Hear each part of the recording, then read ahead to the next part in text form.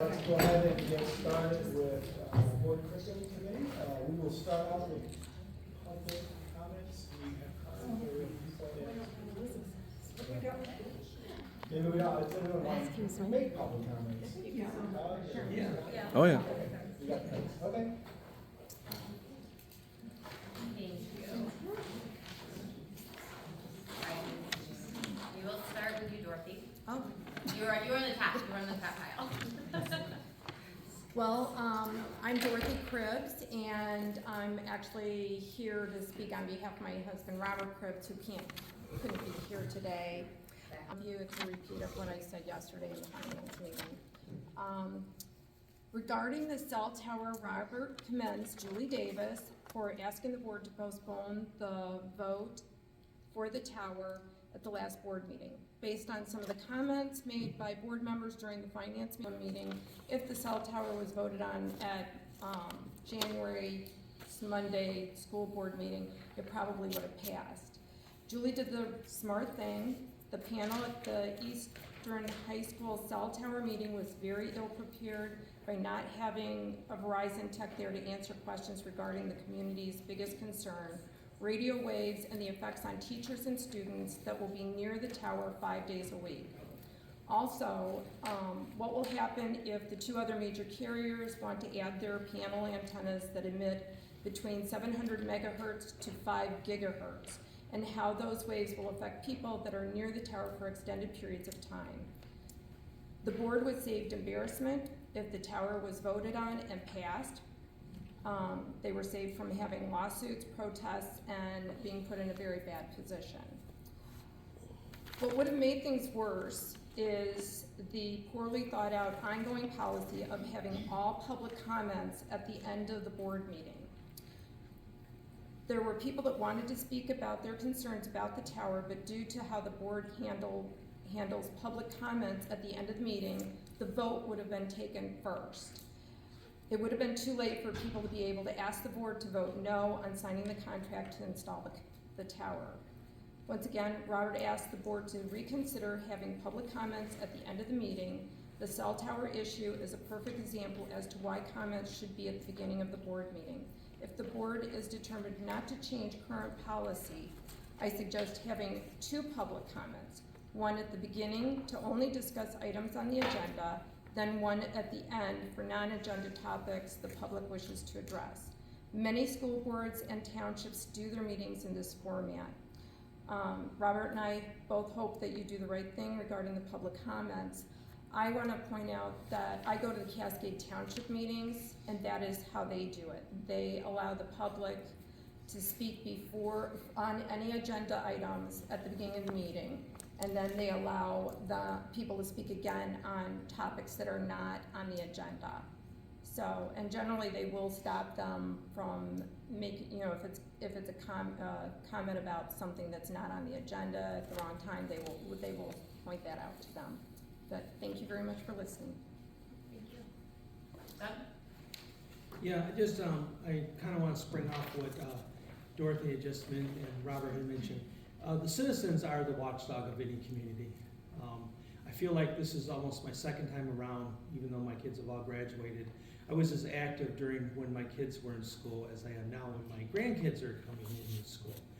And we, the citizens, are the checks and balances to the COG. You guys operate a $141 million budget. There has to be citizen checks and balances.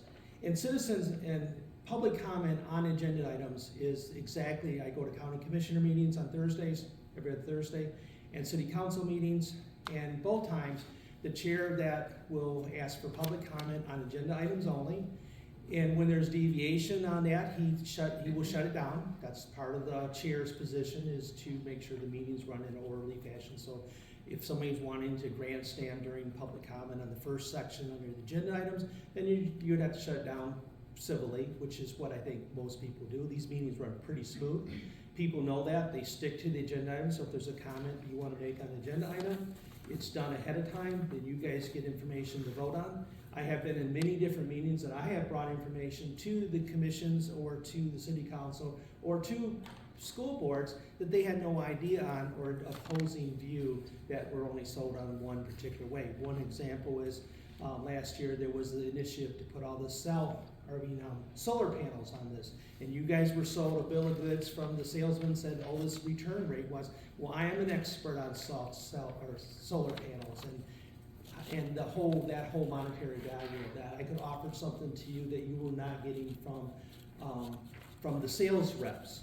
So there's a lot of expertise within your community that aren't just against you, but to provide information, and we can't do that if we don't have any opportunity before any votes. I don't have any particular comment today, other than I wish you would have 2 public comments. One for the end is for the general, which is what you have now, but then have public comment like all the other city, county, and townships do as order of business. Thank you. All right, and then lastly, we have Scott. Yes. Hi there, I'm Scott Van Salkma. I do want to say thank you to this administration. The committee meeting packets and minutes are getting more informative, but they should be better, especially since these meetings are sparsely attended by parents, taxpayers, and stakeholders. This would have been really helpful for you regarding the cell tower situation at Eastern. Another instance where information was lacking was just yesterday at the finance meeting. At the end of the meeting, on the agenda was listed administrative update, and there were 0 details with that. It should have included school of choice process and procedures, and in the packet, the slides that Assistant Superintendent Anise showed in the meeting. And why was that not in there? Having these meetings on video, taxpayers and parents could have gone back and watched the discussions or learned more about the discussion for the cell tower, instead of the very small blurbs in the minutes. These are very important decisions that you are deciding on, which will impact the literal health and safety of our kids.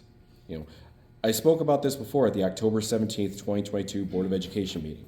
The best board packets by far, in my opinion, that are on the FHPS board book website are the financial committee packets. Again, they are not great, and they could be and should be better, but in regards to details and ease of reading, the finance committee reigns supreme. Have you guys actually looked at the board book website to actually look at the board packet for us common folk? And again, I don't know what you guys get to see. It's probably different. There are many links, if there are any at all, that a person will need to click on to access that information. And then they got to go back and go back to the other thing to get the next link. Please direct the administration to fix the board books for curriculum and the Board of Education so they fall in line like the Finance Committee packets. One long PDF file is much easier and is in line with other governments' board packets, like Cascade and Ada Township. Another, for instance, today's book you are approving, there are no details on the agenda about why Ringer needs to be added to Central Woodlands Grade 5. I did see in the January meeting minutes there was some information, and then I looked at the January board packet, which did have information about the Ringer book. And would it be too difficult to add that same form and information to this month's meeting packet under Ringer? I know it is nitpicking, but it would help people out if they are just looking at this month's meeting agenda information. We should not have to go searching for this information. It's all digital. Again, not many people can make these committee meetings at either 8:30 or 3:30 in the afternoon. I saw earlier that both of the committee meetings used to be at 8:30 a.m., and then this meeting was switched to the afternoons. I assume it was for scheduling of participants of the board members. Just think of the parents that have to deal with jobs and kids too. They too cannot attend due to other obligations. Either please give us much more information online in the board packets, or record these meetings online, because the minutes that are provided are lacking. Just like President Fausen campaigned on more information in the minutes and board packets. They have gotten better, but when you start at nothing, anything is an improvement. Just one more time, why are these meetings not recorded? Will they be recorded in the new administration building? And if not, why? I recorded yesterday's meeting and I put it on YouTube. It has already been watched 12 times. Thank you. Thanks.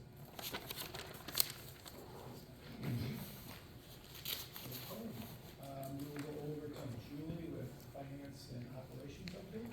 All right, so we held our board finance committee meeting yesterday. And CJ will of course talk about this next report at Monday's meeting.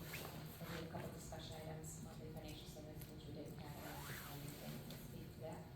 Give a brief bond construction update, but you will have several items on the agenda, for your consideration, related to purchases. And the first is, to purchase the remaining classrooms over at Central Middle School and their group spaces furniture.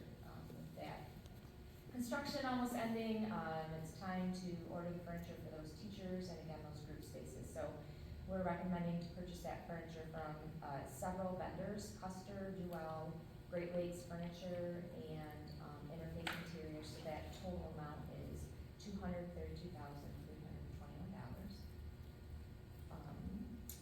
We also have a recommendation to purchase and install some AV equipment, audio and AV equipment at the new administration building.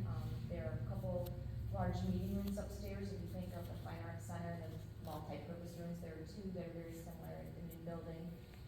So we're recommending equipment for those spaces from Digital Age Technologies at a cost not to exceed $46,800. You will also see a request to purchase some Chromebook carts from Bloom, I think that's how you pronounce it, in the amount of $30,865. And these carts will be there to house devices. So PSAT and SAT are going digital. We piloted that. We'll be fully digital this spring. We have enough devices. We just need some carts to house them because then we're going to take this set and move them from building to building because the schools aren't going to be testing on the same day. So that will help us house them, charge them, and then being able to transport them. You will also see recommendation. So back in October, the board approved Sport Blue Television, or SBT, to install our new public address and clock systems in the rest of our buildings. And so it's a little wonky. After the board approves that, we start to work through a contract with the vendor, and a component of that contract is a requirement for a performance bond. SBT was not able to secure that performance bond, and so we cannot go with them. That is protection for the district in case something goes wrong during the project. So we are bringing back to you a recommendation to change and to move to Parkway Electric and Communications. Same system, so they both bid the CareTalk system initially, and we had went with SBT. So we're recommending to go back with Parkway. Parkway actually is the company that was installing that same system at Central Middle, and they're installing it over at the new Transition Center Administration building. And there's a little bit of savings with this one too, so first time in all my career that I've ever had to do that. The other item that you will see on Monday's agenda is a request. This is an annual request. So our taxing authorities, so thinking of Ada Township, Grand Rapids Township, City of Grand Rapids, City of Kentwood, and Cascade Charter Township. So they have the ability to request delinquent taxes to be stricken from the rolls. And this is personal property taxes. So this isn't the property, this is like equipment, like your computers and everything that's inside the building. If after 5 years they're not able to collect that, they have the ability to request that to come off the rolls. So part of that process is the Board of Education here, of course, has to authorize that. So we've received information from 4 of them. We have not received anything from Ada Township. If we do get something from them, we will bring that to you at a subsequent meeting. They haven't had anything since 2020, 2021. So they may or may not have something that was only $600 back then. Yeah, we see that one every year. And then last but not least, the other item that you will see is a small property tax reimbursement to Kent County for $11,220.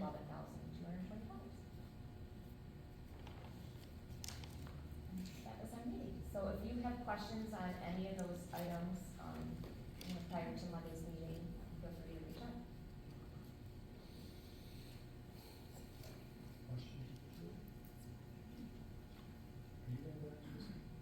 I'm happy to, or you can wait under, we did it in the last meeting, Okay. administrative update, totally up to you, Scott. Okay, then we'll have Mel and Christina come on up to talk to us a little bit about PLC Plus.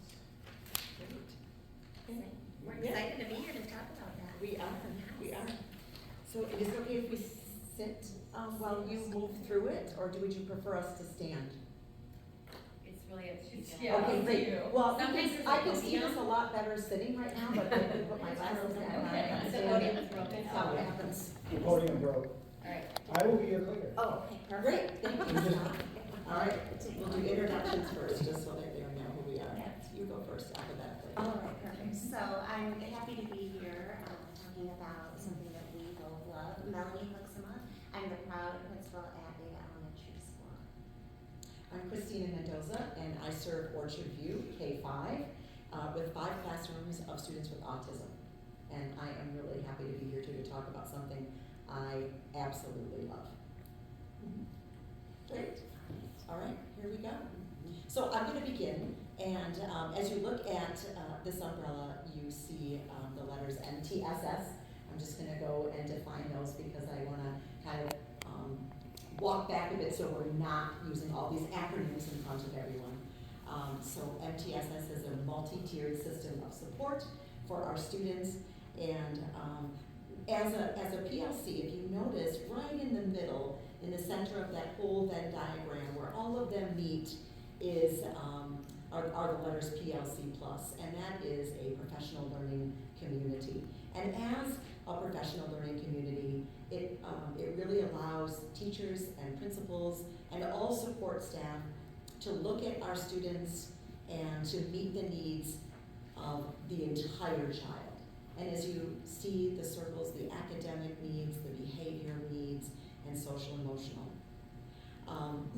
Teaching is actually an art and a science. It is both of those things.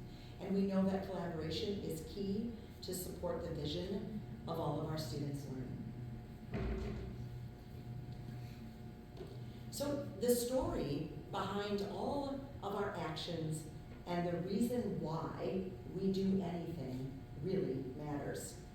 It invites us, when we consider the why, it invites us to consider something new. Every child deserves a chance to learn and grow each day. Our students are not data points. They are students with stories that include chapters of academic growth, behavioral growth, and social and emotional growth. Essentially, the why helps determine what we teach and how we teach it, and the why is why we're here for our students. So the purpose of our PLC is to cultivate better decisions and greater impact with district-wide collaborative work that expands the emphasis on student learning and leverages individual teacher efficacy into collective teacher efficacy. Every interaction that adults have with students and that adults have with our community is a chance to make an impact when we're together. So this is a type of a barometer, and this barometer was really coined by John Hattie, and what he does here is he shows influences. He shows a measurement of influences, with great influences on student achievement. And what we want you to focus on here is that little needle, the barometer, is kind of tipping beyond 1.2, and at the top of this, it says collective teacher efficacy is a 1.39. So it has a really great influence on academic success. However, I just found out that John Hattie has some new research out there, and the newest research is saying that the findings are now 1.57 is the effect size of collective teacher efficacy. So that has a really, really, really powerful influence on student growth and achievement. And the next slide that we're going to go to will really define collective teacher efficacy and what we're focusing on.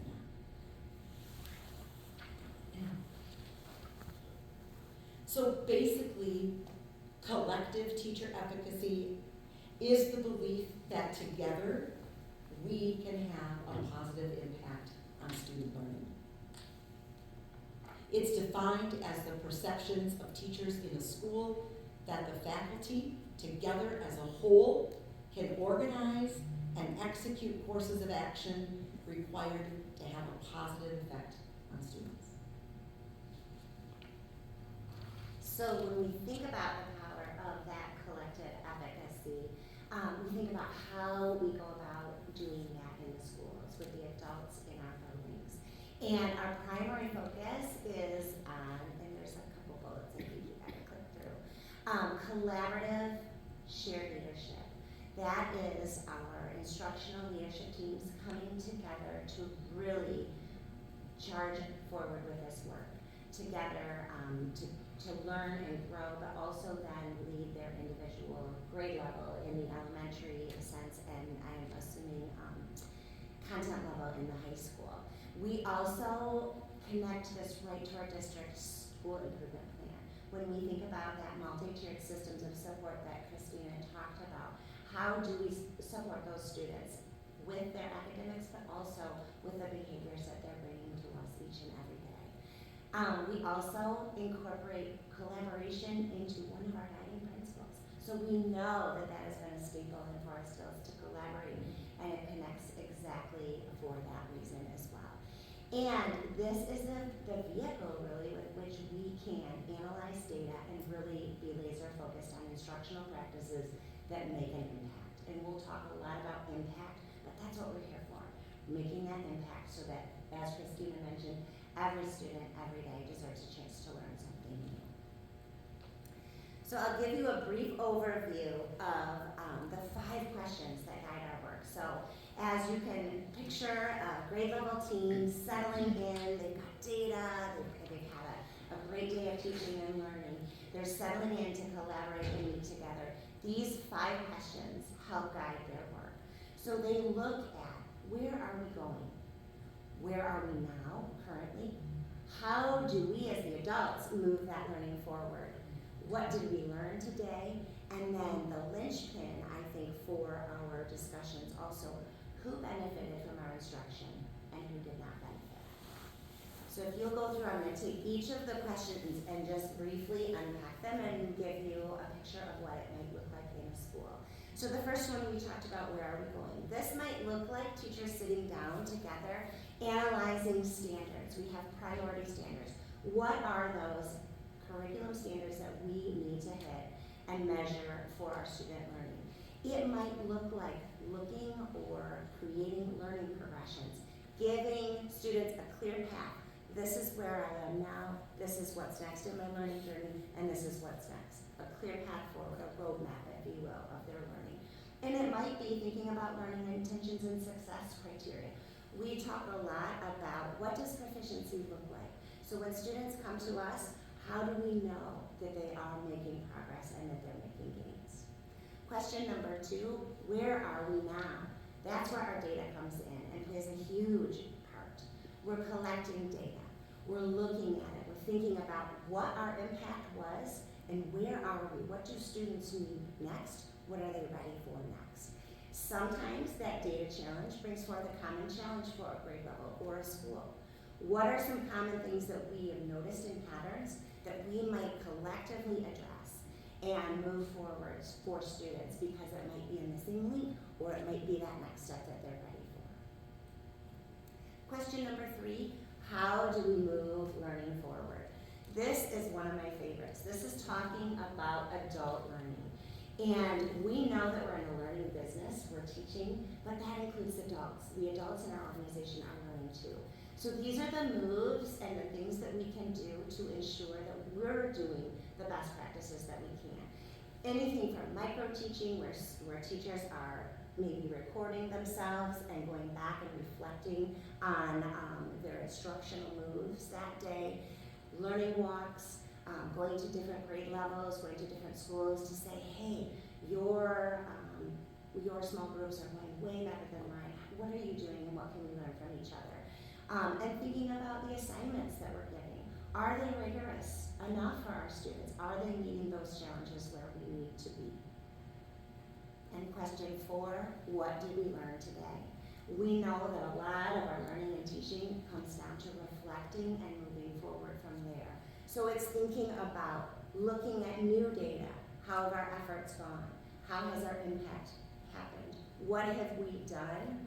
And what is working? And what maybe isn't working that we need to change. So it's coming back and reflecting on that data as well.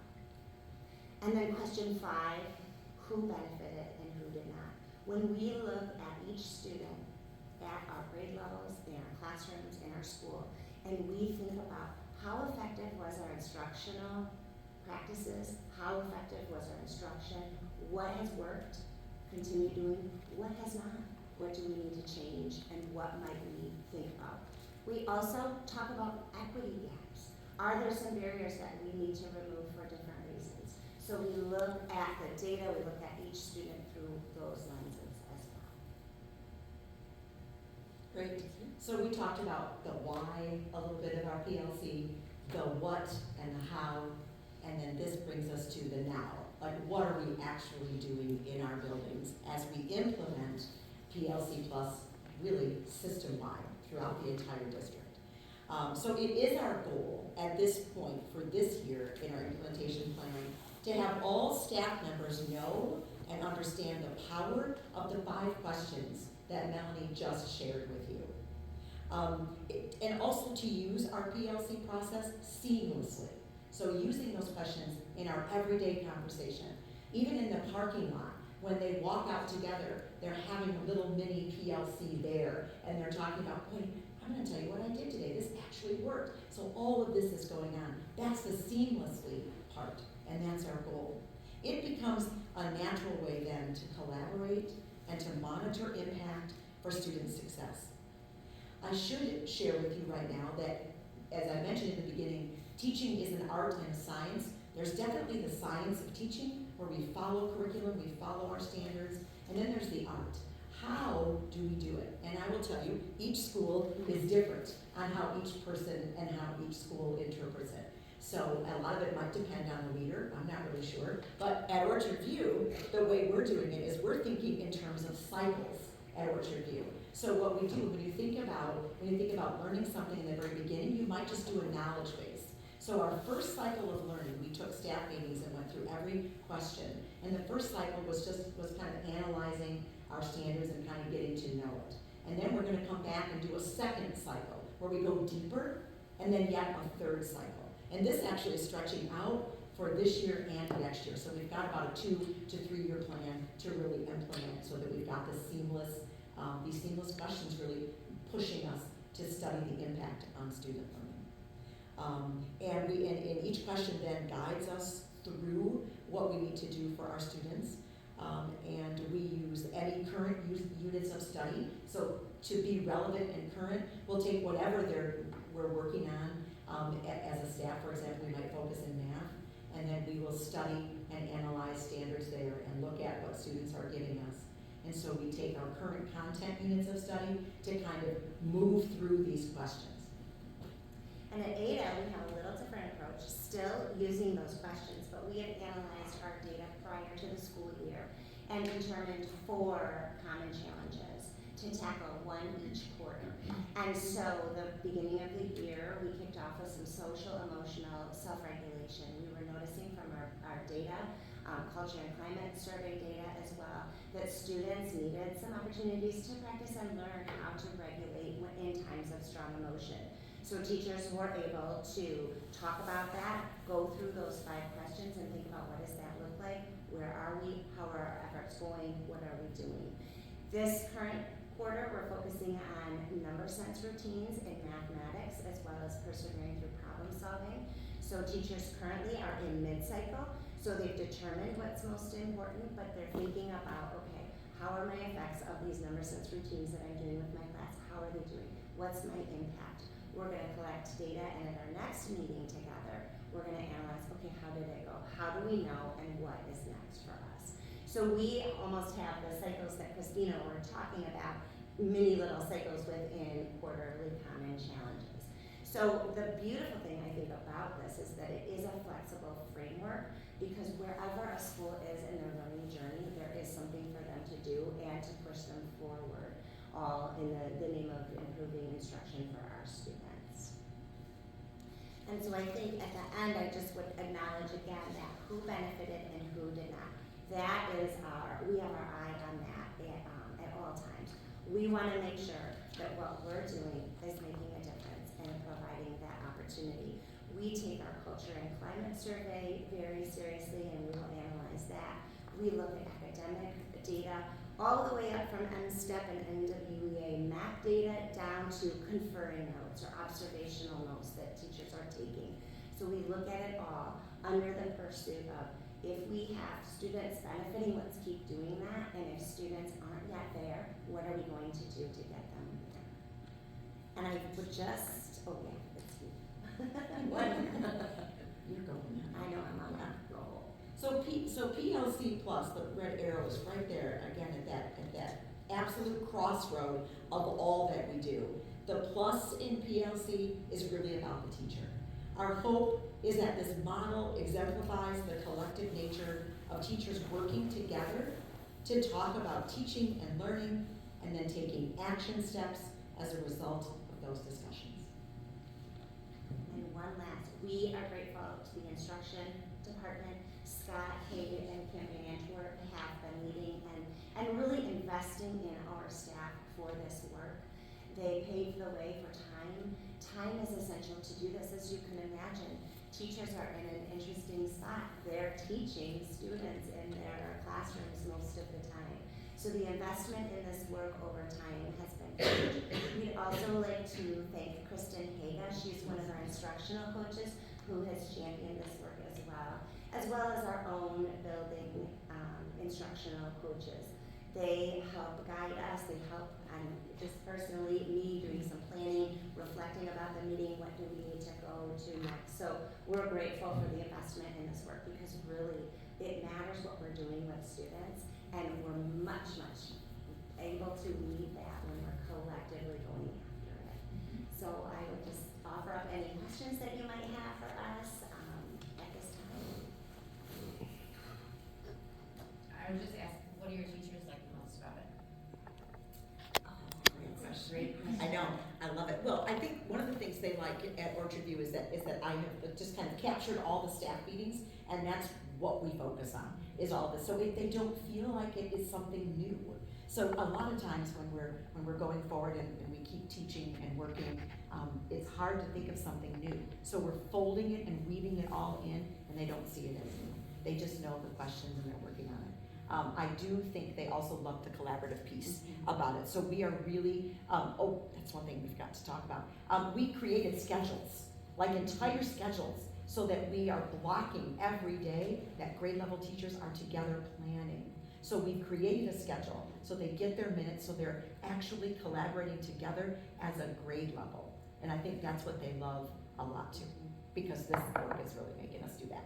Well, yeah, I was wondering actually how often that was happening. Is it just your professional development days? Is it staff meetings? It sounds like daily. So in these blocks, have you been sitting in and listening to the discussion in the block? I do. Yes. I have, and I would just, I have a huge respect for our fourth grade team who meets weekly. Not all teams meet weekly, but some meet bi-weekly. We've turned our staff meetings really into an opportunity for teachers to sit down and do this work. And when you sit in and listen to them, they are on fire about data. They're talking about their impact. It's been a shift in their thinking. What am I doing in the classroom, and how am I reaching the students from? Well, the students didn't learn this. It's a definite shift in their practice.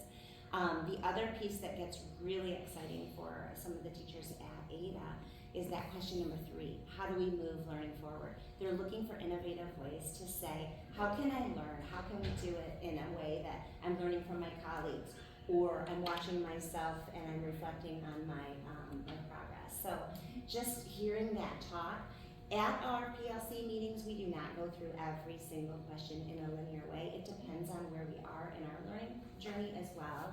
But it has focused their efforts, and it's really making an impact. Their focus. So does that happen every Friday? Or is that an expectation that you're meeting weekly? For fourth grade, it doesn't happen every Friday. It's just, I think they meet Wednesday or something like that. Whenever they have planning time. Yes, but they meet weekly. So that's on them. They feel that work is really, really important for them. Other teams at Ada might meet every other week, but consistently, at least minimum, at least twice a month. So. Okay, so I was gonna say, is there a certain expected number of hours that they have to do? They won't hit those hours and decide they don't wanna do it anymore. And no, I don't think it's like that at all. And Right. It's more of a they want to, and some, so, but minimum of every other week. So, Good, I love it. I love seeing your excitement about does too, and that you're there to listen in. I love that you believe in a vision. So then obviously you prioritize common planning time. Yes. For all of your grade levels. Do you think that, is that happening district-wide in our elementaries, do you think? Commonly, Yeah. certainly a goal. Oh, It's- is there- you- okay. It's the As goal. a teacher, I think Mel and Christina would say there's never enough though. Is that happening for your essentials or specials as well, or is it just the grade levels? Yes. Yeah, so our special, you mean our specials teachers that come in That's and what serve our I said. students? Not Yes. the essential standard. Right, I got you, yeah, right. So our specials teachers, right, so, it is, we do, so our staff meetings are the times when my specials teachers come together, and they will work in the room that we're in together on their PLC that they're working on, okay, so they do get to collaborate. Now, music comes together with art and Spanish and PE, so they're coming together, and so that's cross-content, right, it's not gonna be the same. We do try to get our art teachers together, our music teachers together for planning time as well. Our special teachers do have planning time, and they will pop in to other teachers' collaborative time, because we know that we need so much support. It isn't just our grade level teacher that is responsible for our first grade students, let's say. They learn a lot from our gen ed teachers, our classroom teachers. Our specials teachers learn a lot from that. So I'll oftentimes see my Spanish teacher hopping into a first grade collaborative time, because she also has some planning time right there, so she can kind of move right in and talk about, a student that they're sharing. So that would be a goal, to get planning time for my specials too at this point. That's a lot. But that's a bane of our existence. I'm just letting you know. Schedules is something that is so hard. Really hard. That's actually why I asked who I'm Yes, there's it's no so way. Yeah. Do they ever have a chance, and this I know is tricky to do during the actual school day itself, but that vertical PLC Mhm. with, 4th to 5th or 4th to 3rd? So we oftentimes will take that opportunity during those staff meetings where we have everyone gathered. We've done things like if we're analyzing math data, we've looked at it from a K4, we're a K4 building. I do have preschool and school too, but we'll look at it from a K4. So what does a mathematical model look like in kindergarten, 1st, 2nd, 3rd, and 4th? And teachers have the opportunity to see that.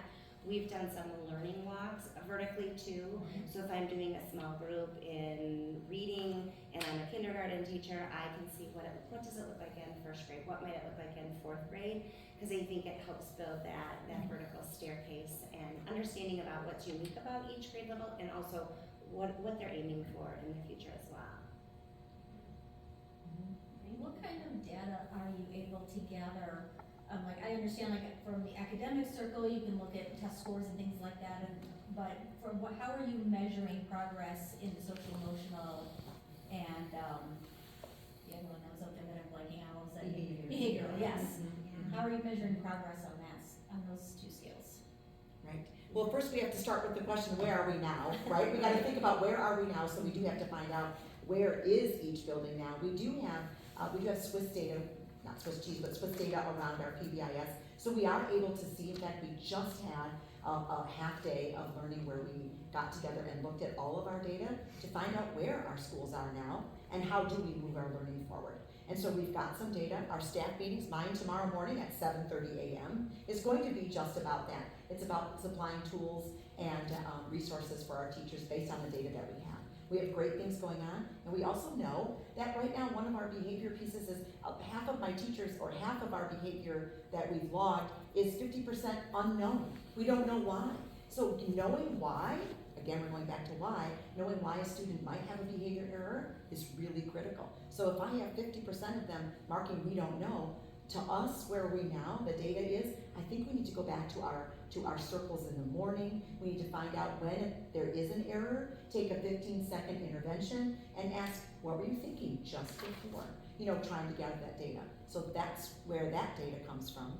Our social emotional data comes from our students when we're teaching just our self-regulation, when we're teaching self-management, when we're talking about how are you in social persuasion, how are we working together, that all folds into, and that's the data we're coming from. A lot of that is data also in PBIS and Swiss. It's also data during our PLCs. They talk a lot about how are we going to get our kids to engage and to approach learning so they're in safe bodies and regulated bodies. And so a lot of that comes with notes and evidence of, you know, I'm struggling here, or I've had this great breakthrough here, and I love check-ins and check-outs. And so that's where a lot of that data is coming from. It's kind of day-to-day on the ground work. Yeah. Teachers will collect anecdotal data, sometimes they'll use exit tickets.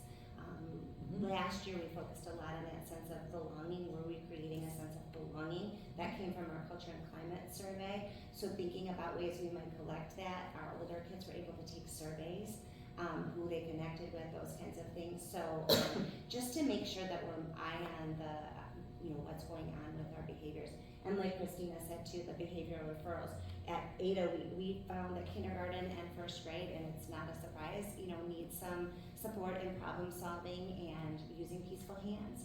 So those were ways that we will now then circle back and say, okay, what are some mini lessons in our classrooms, specifically in those younger grades, that we can do to address problem solving? And in that moment of frustration, how might I solve that problem in a peaceful, safe way? So all sorts of data around when that, and even, you know, perseverance with tasks. Teachers are thinking about how long are students persevering? Do they give up right away? So we're taking all of that in because we do, as Christina kind of kicked us off, that whole child matters. So we do have that academic focus, but if their will isn't there, then that's one step that we need to make sure that we address that engagement in lessons, and then also go after the academics as well. I just love chuckling over safe bodies and Oh, peaceful yeah. hands. I'm imagining saying that to teenagers. We need peaceful hands. Yes, peaceful hands. Yeah. I might get unpeaceful Safe hand hands. gestures if I would say something like that. Yeah. I'm kind of curious too with the learning walks going on. I mean, how often would a teacher be having somebody coming into their class and observing what they're doing with the opportunity for feedback? I mean, how often does that happen when you're trying to increase learning walks? Well, we just had a district, we just had a math and wait, has a science vertical? Okay, right. So we've recruited some host teachers. So I know that Orchard View hosted the afternoon learning for our math vertical walk. We had high school teachers coming in to see our third grade teacher teach math, and it was a huge mind-blown experience, according to both the elementary teachers and the high school teachers, to see, oh my gosh, that's where you begin that standard. They can do that in 10th grade. I saw you do it in 3rd grade. It's amazing. So we do carve that out during the day. Obviously, we want real kids in real time, right? So it's not like sitting down after school watching a video on what actually happened. That could happen, but it's richer when we're right there in the moment. So our district has, Kim and Scott have really, and our coaches have really started that, and so we've got that vertical team. We also have, we have teachers, you do and I do, who are interested in getting into, I have a 2nd grade teacher who just started math workshop, so she wants to see a 3rd grade teacher in motion with her workshop. And so I'll come in and substitute for her when she goes in, because I love to teach. Remember, that's where I started, was teaching, yeah. And then she will come in and she'll be able to see and observe. And so we are leveraging, sometimes Kim, Kim is, I'm like, Kim, you need to come in and help us here, but anytime, what we want to do is just like with the kids, if there's a will, rather than me twisting their arm and saying, you've got to get in, it has to come from an organic belief that they really need to grow and learn. We all grow and learn. And so when they're ready, they do it. And we've had it within our school, and we're coordinating with Pine Ridge so that our teachers can see each other there. It does take some coordination and planning. It really does. And it does happen during the school day. We just can't. Sometimes teachers will do it during their planning time. I've had 2 teachers give up their planning time to go see their colleague in action. And that is a beautiful thing. Yeah. Well, what do you do with the teachers who are reluctant or less willing? Like, what's the process to help them grow? Do you have any reluctant teachers? That's what I know, I'm just kidding. I know You do have some. You know, I would imagine, and we're fired up about that. You know, I'm lucky to be at Ada where, you know, that is their culture, is learning and growing. So, but I imagine that's the PLC, right? Again, that collective efficacy that we're going for, making those relationships and being vulnerable about my own gifts and my own talents, and being able to slowly lean in on our PLCs to help us grow in that way. And I think just nudges and conversations, you know, those are opportunities, little opportunities even in the hallway, to think about, hey, oh, I saw something that you would really, really love in this classroom. You should go ask that person, and setting that up. And I think too, it's important as leaders that we also model that vulnerability. So whether we're modeling a technique or whether we're in a classroom, I oftentimes get into the classrooms and I might model a read aloud. So modeling that vulnerability so that people can feel that comfort that we're all in the pursuit of that is you know, something that we do as well. Well, that sounds wonderful. I've got to say that has to come from you too. And you're in there, you're doing it. Then you have that shared vision. They actually believe the vision. They see that you're willing to be there. And yeah, you're really, you know, collective efficacy is right there. I got to say, it sounds great. It sounds like you're both doing a really excellent job. And I'm happy to hear that this is throughout the district. And your hair is amazing. Just, you know, Yours is not mine, it's yours. I'm gonna tell my hairstylist that. Thank you so Yeah. much. Thank you. It almost distracted me from hearing what you Did it? had to say. Well, my aunt said, hey, honey, how do you get silver in your hair? How did your hairstylist do it? And I said, I'm gonna unwrap that question. You're assuming that my hair is dark and I'm doing it silver. Actually, I'm 70% gray. So it's really a low light. It's really not. It's really not silver streaks. Well done. All right, well, thank you. Thank you so Thank much. you. Thank you for having us. Yeah.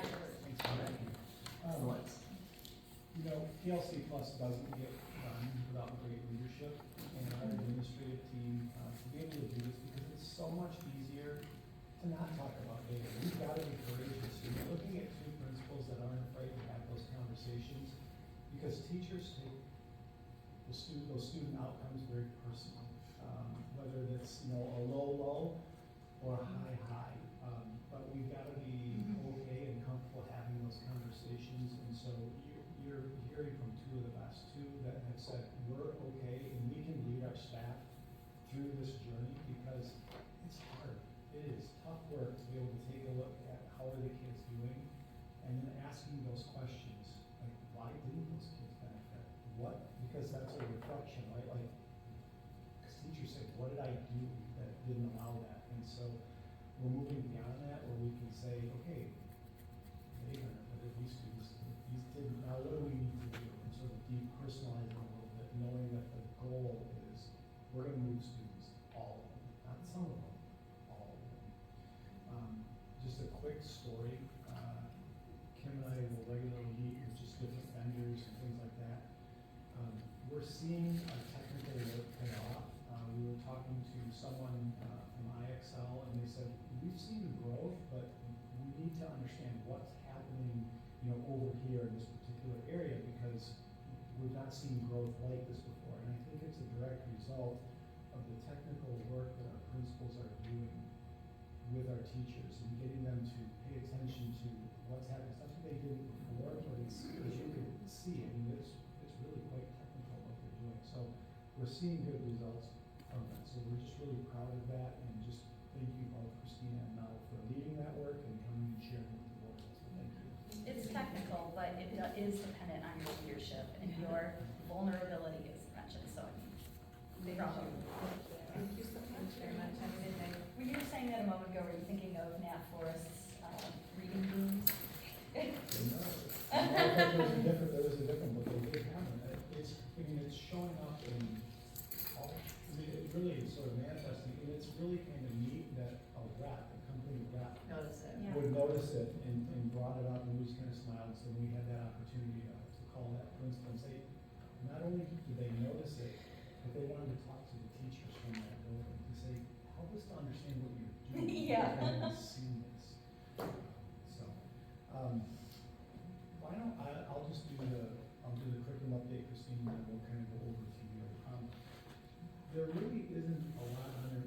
Maggie and I have just talked, but we were sort of reeling, if you will, from the snow day that we had. We haven't gotten together. And just kind of rescheduling things that we had planned. And one of the things that had to get rescheduled, sadly, was the professional learning that we had for the district Right. with Jessica Minahan. Very And excited about that one. we all were super excited about that. We had a great day planned, and unfortunately, due to weather, we had to cancel that. So we're trying to sort of work through what's next and how do we provide that experience for our staff moving into the future. So stay tuned on that. That was something that we were really disappointed about. Something that is sort of late breaking news is we're going to be looking to add a class that we already have within the course description at the high school. It's AP Seminar. Which high school? All of them. Oh, okay. Yep, so Central High School has it already, and Eastern and Northern are going to be looking at it. We didn't anticipate this, but we went on a visit, we went to see it, and our teachers got so excited about it that they said, we don't want to wait. The timing was not of our choosing, but they were, again, so excited that we think that our families will appreciate the offering at the other two buildings, and so there's going to be communication going home from our building principals to families saying, this is something that you might want to consider as well, and they'll be able to, even though they're right, our counselors are appreciating this because they're right in the midst of scheduling right now, but our ELA teachers were so excited about what they had seen that they felt like we wanted to make sure that we pilot this into next year. So stay tuned on that. You'll see some communication going home. Maybe not at Central, I'm not sure what, because they already have it there, but definitely at Northern and Eastern.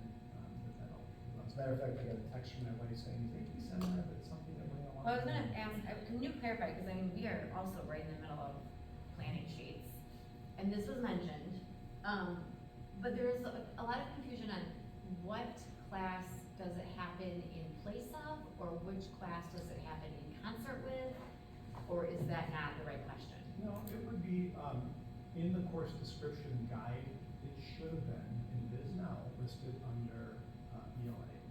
So it could go there because it's a class that focuses on critical thinking, research. I think it makes most sense to be placed within that ELA credit. I don't know, Kim, if you had any other thoughts on that, but that's what our intention was with that. So then is there also gonna be the AP research that kind of goes with it eventually? Don't they Well, really go well, hand in hand? So, they Yes can. and no. Yeah, they can. Research is Yeah, key. it's different. You know, if you think about this, this was our exploratory year for ELA. We weren't going to be making any decisions, and this happened. And in terms of our teachers getting really excited, so we're kind of waiting to see how will this impact things. One of the things I think is important for the board to know is this was completely driven by our teachers being so excited about providing what we're terming as a more rigorous experience for our students. Anytime that we can add AP courses to our offering, I see that as a benefit for our families and for our students. And do you find that people, like I know you only have Central to work with for historical data, do you find that kids typically take AP Sem in place of AP Lang? Not necessarily. We're going to offer this 10, 11, 12. I don't know that it would be in place of. We'll have to wait and see what the behavior is of the students. The students will, you know, they'll choose. I think it's important as a district that we have these offerings though for our students. So that's just a little bit late breaking. If somebody says, well, why is the timing of this such? Here's the reason why. Where do you anticipate that it will take kids from to create a section? I would anticipate at Eastern, probably 10th or 11th grade ELA. But 11th would be AP Lang, right? The same kids that would take They it. could choose it. The sweet spot, I think, will be that 10th grade, is what I believe where that'll land. So I'm unfamiliar with an AP seminar class. Like what's involved in that curriculum? It's a lot of collaboration, group work. It's sort of a multidisciplinary approach to research, a question, something that you're wanting to solve, and you're working together as a group, and researching a solution towards It's that. kind of like a larger Socratic seminar situation, okay. You get like a current problem, right, that you're supposed to work to solve. I don't know Yeah. how current they are. They can be really. I think it's student driven. It's what they're interested in. Sounds like my experience of doing project-based learning in an English classroom, which We also have a We get project 5 stars max for that. teacher. Yeah, oh, yeah. That is gonna pilot it as well. Yeah, Because okay. it looks, you know, it has a project-based feel. Yep, makes sense. So we'll collect data on that as well, and then the timing is good though, because as we're looking at, we'll be looking at an ELA progression and looking at curricular resources, so it's nice that this is happening now. What's really nice is that our teachers are so excited about it. It's not something that people feel is being sort of imposed on them. This is something that they just took off with this and were saying, how can we support you? So that's my update. Go ahead. Another question. So, for that, is that looking to be added next school year? So we're gonna pilot it for next year, yes. Pilot it now for next year? Well, No, they we're can signing up for it Signing up now for it, so for for next year. next year Yes. as Yeah, the we're not gonna do pilot. it this year, this Yeah, year. that's That training is, yeah. Yes, that's what I was just thinking. Yeah. It would be next year and probably all 3 high schools, depending on Yes. the kind of If talent you students, would get. if students elect, now if no Right. one signs up for it, then. Right. we wouldn't run it. Okay, And we're putting feelers out there so that potentially, depending on how, staff and students respond, it could be at 10th grade. It could be an option at 10th grade, which is what a lot of districts are doing. Right now, we kind of want to see what it's like in all areas. So like it's until it's 11, there'll be a mix of Eastern and then Northern as well now. I know, the selfish thoughts here, I've got a sophomore next year, and I'm like, oh, that's a good one. Should I? It's there, I mean, they can pick it, we could, like, sort of came out in conversation, so. Okay, Christine, moving over. Okay, so before, Sarah had said that, that the board perhaps wanted an update on, schools of choice, so I'll do that in a second. Before I do that, I also want to update you on some administrative changes. So you probably are aware that Sue Gutierrez has announced her retirement. We're very happy for her. That process, we've already posted the position. I've already visited the building and we've pulled down kind of the qualities that the staff is interested in seeing in their next principal. Deadline for that is the 19th, I believe. Our hope then is we always have an initial interview and then we have a building level interview process, which I think Maggie, you participated in that for Nat Forest, but essentially the candidate would do a presentation to staff, so it's set up kind of like a staff meeting. Then there's another room where they have a more formal interview. And then there's another opportunity for students to tour the candidate around the building, which tends to be everybody's favorite. And then ultimately a final interview with the superintendent. So we're hoping to have all of that done for Northern Trails before spring break. If everything falls into place, which will be nice. I don't know if you're aware, but our principal at Northern High, Anna Boyce, announced yesterday to her staff that she will be pursuing other opportunities in the fall. So that position is going to be posted March 1st, I believe, and we'll run the same process. And hopefully we'll have somebody by the beginning of May, first week of May is kind of what we're shooting for on that hire. So we'll have some changes coming up, but want to make sure you guys were aware of that. Any questions on that before I talk about school of choice? Okay. So in general, the school of choice program that we participate in through Kent Intermediate School District allows anybody that resides in Kent County to apply for a position to go to school in a district other than the district that they reside in. It's a total lottery, so all of the names are dropped into a hat electronically, and then they're pulled out and ranked 1 to however many spots we have available. In Forest Hills, we have not identified a number of students by grade level, because that gives us kind of some flexibility in where we place students. Once they're accepted in, we have the ability, if the student has been suspended or expelled, we have the opportunity to not allow them to come to Forest Hills. Short of that, once they're accepted in through the lottery, they are a Forest Hills students by all other name and all accounts. Most building principals don't even know the difference. I mean, they're just our students. They don't know which students are school of choice and which aren't. So we always, like I said, pick a number of spots. Normally it's a conversation in cabinet, and we talk about how many spots we should post. If you'll flip to the next slide, Scott, this is a 10-year history. We've posted between 115 and 150 openings in our district. We do not accept 11th and 12th grade students, so this is K-10.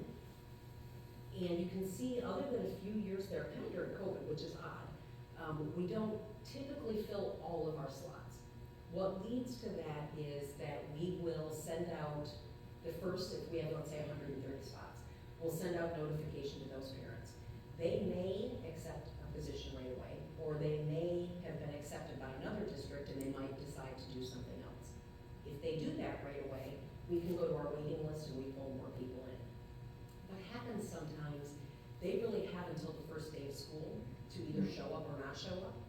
So there are times where the first day of school rolls around and they no longer are interested in coming to Forest Hills. And that then it's pretty difficult to fill slots. So that's typically what happens, is that's kind of right at the beginning of the school year, people don't show, we don't have the right students still available at the right grade levels, or they're already situated where they are and they're comfortable with that and they're ready to move on. So that's why we wouldn't fill those slots. These next three slides, and it's really interesting data, but you can see from kindergarten through 10th grade the number of students that we accept. In all 3 years, it's about 66 to 1 year, 75% of our students are at the elementary level. And we do that intentionally. The principals have found, buildings have found that students are more successful in Forest Hills if they come either as kindergarten or early L students. The later it gets in their career, the harder it is for them to catch up academically, to be used to our behavior standards, all of those things that, you know, Christina and Mel were talking about. It's just more difficult for students. So that's where we really focus our placements if possible. And again, it's been really consistent over 3 years. You look at it's almost identical in terms of placements. The next slide shows just by buildings. So what you'll see here is the percentage of students, or you'll see the number of students that are in through School of Choice in Section 6. Percentages are interesting. Ada has 9% right now. Ada has 9% School of Choice students. Ada Vista has 1%, and that really is probably a second, third, or fourth grader. So as a kindergartner, a School of Choice student would be eligible for Ada Vista. But if they were at Ada Vista and maybe moved to another district, and then they get accepted through School of Choice, we would let them go back into that program, if that makes sense. Collins has 12% School of Choice students, Nat Forest is 6%, Meadowbrook is 13%, Orchard View 14%, Pine Ridge 4%, and Thorn Apple 6%. What we try to do, we make all of our placements, particularly at these grade levels, are tentative placements. So we will say, we think we're gonna have a spot for you at Orchard View. Well, if the beginning of the year rolls around, we're a week or two before school starts, and we realize Orchard View doesn't have room in their sections, but let's say Meadowbrook really needs some students, or Ada needs some students, then we would contact the families and say, you know, we're gonna have to move you from Orchard View to a different assignment. We try to do that by choice, so we track what building parents would like to attend, and we try to accommodate that. If we can't,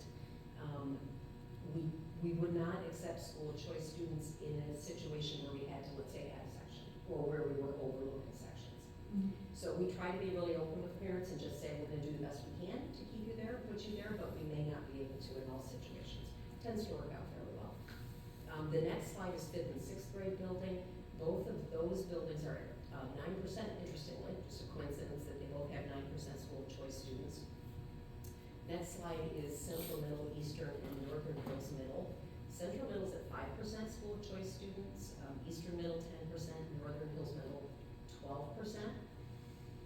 Some of that is a function, again, as kids work their way through the system. Eastern has tended to have lower numbers, and Collins and Meadowbrook most recently have had lower student numbers, and so we've put more School of Choice students there. So where traditionally, historically, 10 years ago, there was an effort to keep every building at about 10%. We've really gotten away from that because we've tried to use School of Choice more as an ability and an effort to balance out sections and make sure that where we would be reducing a section or adding a section, we kind of move kids around. So it's, some of the percentages over time have kind of gotten out of balance a little bit. But I think these are still pretty comfortable numbers. When we talk to the building principals, that seems to be a sweet spot, that 10-ish, 10 to 14% is a number that's manageable. And as I say, most of the principals, if you check in with them, they really don't know who the school choice students are and who the resident students are, which I think is a beautiful thing. Quick question. Because I'm curious, it's not school choice, but what is section 6? So the section 6 students are, the employee non-resident is all section 6. Employee students, in fact, we've already sent out the letters, so let's say it's February. If employees would like their children to attend Forest Hills, they don't have to reside here. We don't have to accept those students, but we typically try to, and they're placed first. The section 6 non-resident might be somebody who moves out partway through the year, and then we'll let them finish the year here. Okay. So they have to go to their resident district, that district has to release them, and then we can accept them, and then we collect the foundation for that student. Okay. And then what we'll say is, you really need to try to get in through school choice next year, or you'll have to attend your resident district. So it's typically very temporary, and it's just to get kids through the end of the year or their senior year. In fact, you'll see, if you go to the next slide, Scott, see how the numbers are a little bit bigger here, the blue? Most of those are seniors. So seniors are allowed to stay regardless of where they reside, if they move out. So let's say they move out the summer before their senior year, they can stay at Forest Hills, and they don't have to get a release from their district. So in this case, Central High is at 6% school choice, Eastern High 12%, and Northern High School 11%. I think that's our last slide. So again, we've really tried to use the school choice to balance out numbers and to make sure that we can protect sections where we can. It doesn't always work, but that's been our effort over time. We have accepted, I think 120 students the last 2 years, 131 year before that, and we filled about 100 slots. So our intent this year, I think, with in conversations with Sarah, our intent this year is to keep that same number for next year, 120. And if we want to look at significantly changing that, there was some conversation at Finance Committee about should we have a broader conversation about school choice and whether the board wants to continue this direction or go a different direction. And that we would have those conversations over the next year for the 25-26 school year. Well, Christine, when you say that 10% is the sweet spot, what exactly is a sweet spot? And what happens when you leave the sweet spot? Well, I think the sweet spot is where it helps us to maintain the sections that we have, the teachers that we have, right? So it supports, because we know we're a declining enrollment district. So it helps to support the enrollment, but doesn't get to the point where, I think sometimes, and this has been historical, I've not known this to occur in Forest Hills, but in some districts, it becomes uncomfortable when perhaps school of choice students, and this can happen more often if you accept a number of students at the high school, but where school of choice students seem to be taking opportunities that might otherwise be available to resident students. So picture the lead in the play. Yep. Or, and at some point for residents then to sometimes begin to feel like, I pay taxes to come here, and a student who isn't paying taxes is taking opportunities away from my child. So I think that's where it's just a balancing act. So then you actually end up with adults gossiping about children and where they live. Sounds like it, yeah, sounds like it would definitely happen. Sure. Will you say a little bit about sibling preference? Sure. If once a student comes in through school choice, so let's say they're in kindergarten and now they're in second grade, if that family has a kindergarten student, they get selected first in the lottery. So they may not be the first random number that's selected. So we may have to skip over people who, let's say, don't have any siblings in the district, and then we pick up siblings first. As much as possible, we fill those slots, and then go back to the top of the list of people that don't have. So families get a preference. It's just a fluke of the system, frankly. But if you are applying, you have 3 students, you kind of have 3 times the opportunity to get in the district, because if Julie's picked, we automatically pull in Scott and Susan. If Scott's picked, we pull in Julie and Susan. Right. So there is an advantage to families who have siblings, certainly. But I think overall, that's best. You want families to be part of our system and part of the community, Right. the school community, so. Now, I had a question, and I read something on the school choice a while ago, and so I may be remembering it incorrectly. It sounds like maybe I am from something you said earlier. What I thought I remembered reading was that if you want to, like, if a family wanted to participate in school of choice, they had to pick one district to put their name in the hat there. They couldn't gunshot it across and put their name here and in East Grand Rapids and in Byron Center and see where they got picked. They can put a first choice and a second choice. Okay. So if their first choice was Forest Hills, but they didn't get selected, then the second choice district can offer them a spot. So let's assume that's a person then that was on the waiting list, but eventually gets called. At that point, if they're already settled in their second choice district, then they wouldn't want to be here anymore. They can't play those against each other. Okay. But if we don't give them a spot initially, the second choice district can. Okay. Thank you. Any other questions I can answer about that? Thank you for the information. Thanks, Christine. I'll just say as a former building principal, Christine works really hard because sometimes what can happen is you'll have a sibling, and then there's another one coming up, and if you don't have the space, then it gets a little awkward. Because you never want to divide families, because that's what it feels like, and so, she works really hard to make sure, because as a building principal, you're like, please don't do it, and it's not her, but you're really trying to keep those families together, because that's what's best for them, so. All right, moving into the action items, that we're just looking to approve those minutes from January 10, and then the recommendation to approve Ringer by Gary Spinelli, our friends over at Central Woodlands. And that is all of the action items. There is no superintendent report today. Any questions? If not, we'll bring this one to a close. Thanks, everybody. Thank you.